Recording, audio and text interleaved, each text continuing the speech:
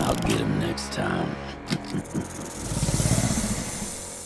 Helluva Boss has taken the internet by storm over the past year, quickly cementing a top spot on many animation fans' list for favorite new series. And it's really not that hard to see why. The 2020s seems to be a decade of adult animation getting its act together. From more experimental projects like The Midnight Gospel, to the bloody reinventions of superhero outings like Invincible and Harley Quinn. But of course, Helluva Boss has a special charm to it that makes it stand out as a monumental hit. It's an impressive indie production that recruits artists from throughout the world, in and out of the animation industry. It's incredibly accessible to viewers, as every episode is free to watch on YouTube. And its tone is noticeably different from the other adult cartoons breaking the mold. While we definitely need another video to unpack the magic of Helluva Boss further, to keep it simple, Helluva Boss has the energy of an early 2000s Saturday morning cartoon, with the structure of the serialized animated series that conquered the 2010s. But, you know, bringing that over to adults. Every episode attempts something different with its setting, some doubling as world building, and while each episode typically sees Imp tackle a particular mission, the show effortlessly plants the seeds for the overarching story, which itself is entwined in the unexpected character development for our main characters. And if there's any group of characters who's been set up for a captivating arc to round out the season, in a series of 4 episodes that Vizzies refer to as the Big Four, that started with the most recent episode, it's certainly Blitzo, Stolas, Stella, and Octavia. Now that we know that Stella is firing off on all cylinders to ensure that her husband meets a gruesome end to pay for his infidelity with a lower-ranking demon, today I want to take a moment to speculate on how the storyline will end, shaking up the status quo in the process, and why I believe such a resolution may have been teased through the first 3 episodes of the series. Before we dive in though, if you're a fan of Helluva Boss or animation in general, then it would mean a lot if you took a second to give this video a like and subscribe to the Roundtable with notifications on, because not only do we plan to have a bigger focus on adult animation, but we're ready to go all in with the Helluva Boss love and lore. With all that said, let's begin. I want this cheating prick dead.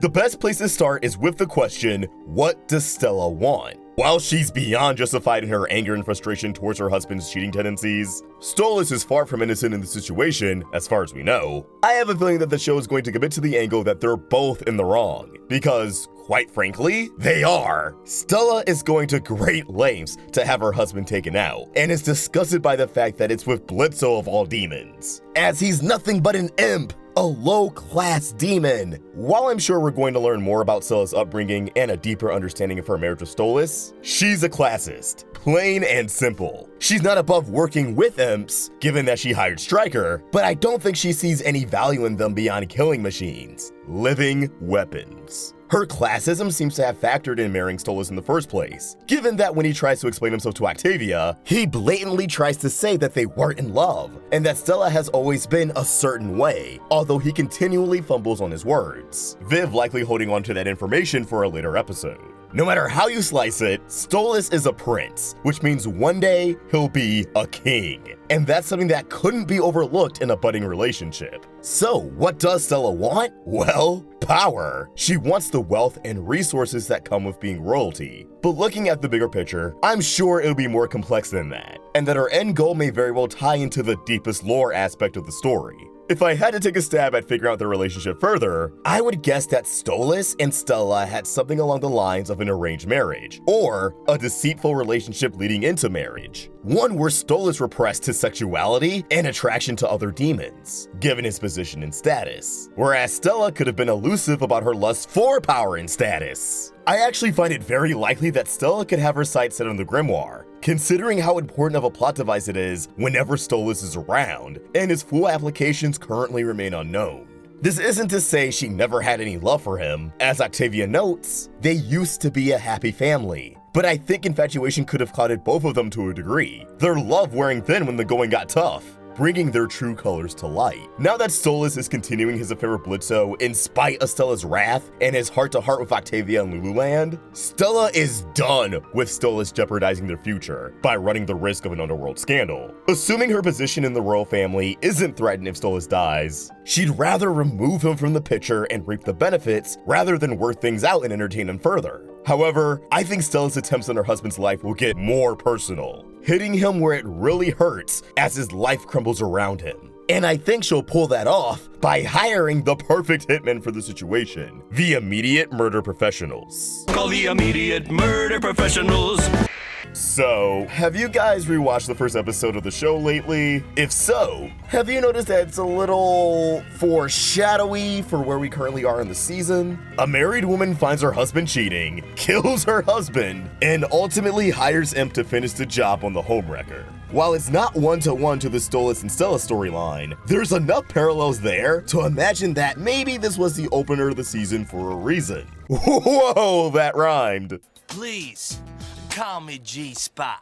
As of right now, it doesn't seem like Blitzo and Stolas' relationship is anything more than one-sided on Stolas' end, considering he's the one who lusts after Blitzo, and Blitzo gets rewarded with assignments for Imp and access to the Grimoire, the source of the portal to Earth. Because of this, and Stella's poor view of Imps, I'd find it likely that if other hitmen continue to fall through, she'll stoop low, throwing as much money and opportunity as possible at Blitzo in hopes of him taking up a case to kill Stolas. If not, misguide Imp entirely to carry out the deed, so that they're painfully unaware of who exactly they're killing until it's too late. I think such a situation would put Blitzo at a crossroads, since, up to this point, he's been pretty loyal to Stolas.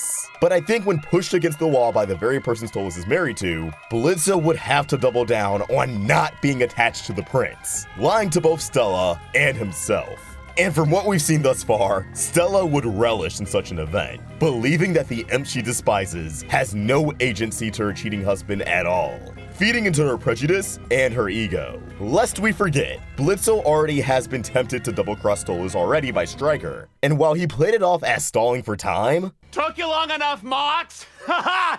Wow, you should have seen your dipshit face. we have no way of knowing if that was truly the case. In that moment, if Moxie didn't show up to Blitzo's aid, that conversation may have ended differently. Blitzo has his own pride and ego to protect, and episodes like the Harvest Moon Festival and Spring Broken has shown us that he has something to prove. If killing his sugar daddy is the way to prove anything to himself, he could very well go for it. Of course, Blitzo would likely have a moment of self-conflict that could stop him from taking Stolas' life. But this is Helluva Boss. Anything could happen, and it could happen in excruciating detail. Even if Blitzo spared Stolas in such a situation, was stopping someone else from killing him seconds later. But home doesn't even feel like home anymore.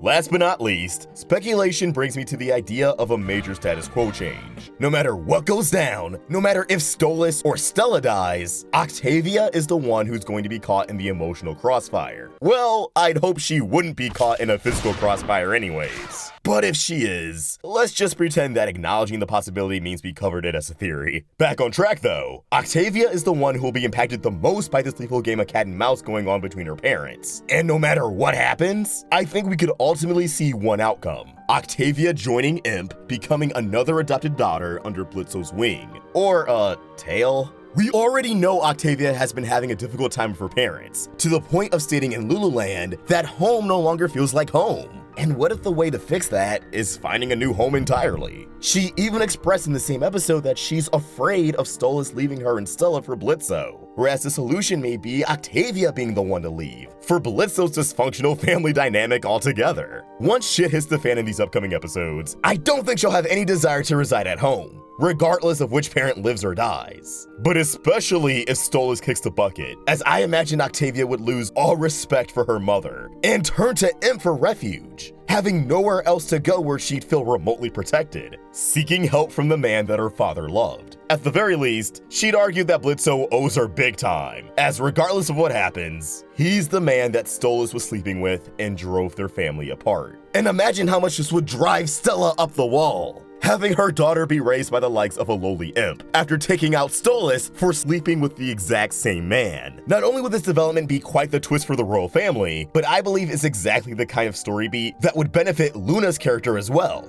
As revealed in Spring Broken, Luna was adopted by Blitzo right before she turned 18. Because I adopted you. And that should mean something. Oh, what does it matter? You're not my real dad. I was almost 18. It still counts. According to Octavia's former Voxtagram handle, alongside Stolas' post for her birthday, Octavia is currently 17 years old. meaning if she was to be adopted by Blitzo, it'd be another thing she'd have in common with Luna, on top of both of them being moody goths with issues from their childhood that Blitzo has to help them work through. I think Luna and Octavia having each other would benefit both of them in ways they never even imagined. From both of them relating to each other's struggles, to the situation they're currently in. Luna could act as an older sister, someone for Octavia to confide in, even if it takes a while for Octavia to open up, or if they're initially butting heads. And of course, this would allow the show to finally give us more backstory on Luna, which I'm sure many of us are dying to learn more of. But for now, that's about all of the ideas I have on this plot thread for today, and I definitely want to hear what's on your mind with this. Do you think Stella will successfully kill Stolas? And if so, what do you think she's truly pining after? How do you feel about the prospect of Octavia joining IMP? Let us know in the comments down below, or tweet your thoughts over at Roundtable Vids, and you can find me at OstricFox on both Twitter and Instagram. If you want to help the Roundtable grow, feel free to check us out over at patreon.com/roundtablevids, and if you enjoyed this video, please throw it a like, and please be sure to subscribe to the Roundtable with notifications on, so you don't miss any of our fresh Helluva Boss content. Thank you for watching, and I hope you have an awesome day. See ya!